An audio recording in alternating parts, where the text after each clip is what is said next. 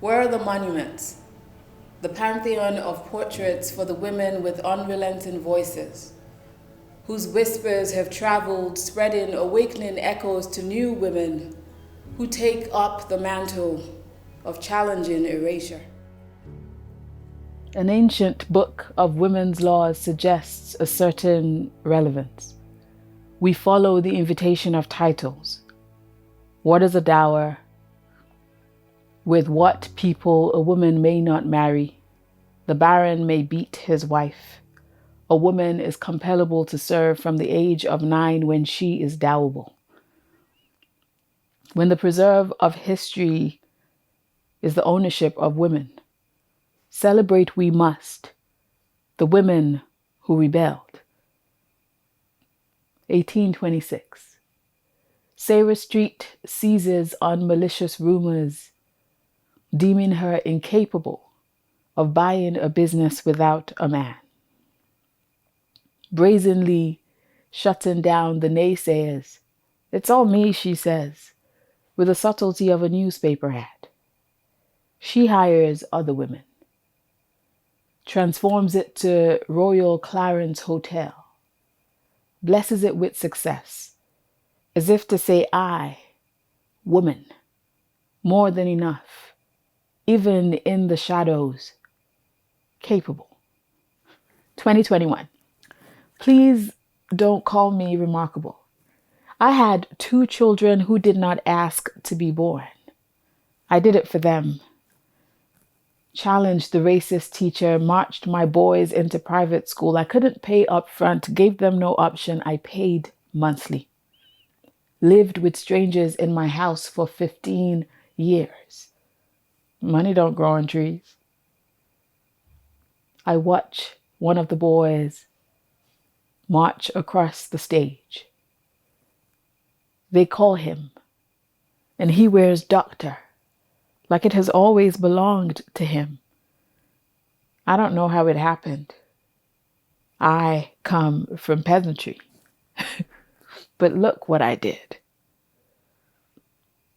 1998 to 2021. I don't know about remarkable. You have to fix things or get out. The shops left the street. The council removed the buses in an area with poor people. I rallied until a shop came back, until buses returned to the street. If they said nothing good can come from those people, I went there, treated them worthy, and they behaved like they were treated. 2021. My sister, force of nature, whirlwind of energy, teaches freedom of expression through dance to people with special needs, even people in wheelchairs. My mother, who came here from Germany for love, suffered prejudice in Exeter. 1 of 10, life was far from easy in here. She had to learn language, culture, everything quick. She's frail now, but resilient as ever. A drink coaster sits on her table, describes her to a fault. She believed she could, so she did. 1726. I can't prove a pact, but I'll swear specific intention kept Mole's Coffee House in the hands of 7 women for 100 years. Delightful defiance. Give me a woman who knows how to play the game, whose actions smirk revenge. Thou art the deity I adore. 1769. Unwed businesswoman buys a stone factory, adorns herself with misses for convention's sake, ignores niggling questions about the legitimacy of unmarried businesswomen being able to own without pretense, of married women being unable to own without interference. Preparing for her death, she returns to those questions in gifts bequeathed to married friends, gifts with provisos. Your husbands must have no control over these funds. I imagine this excavation first as adventure and then as labor. There are already field hands here. Women digging through genealogies, knocking doors, threading together stories of women, ordinary women on the Quays, whom society never saw.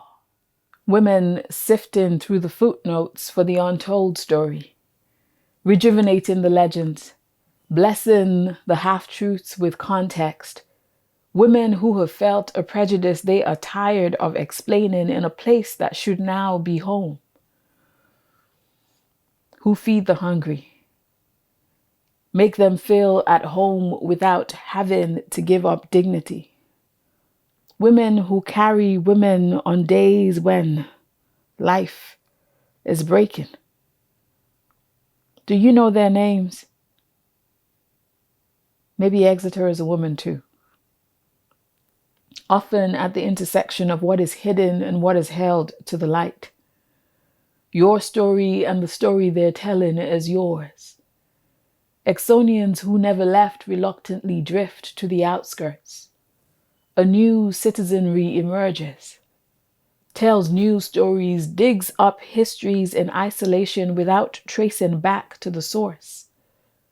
Here too, women are picking up tools, giving people a route back to agency, identity.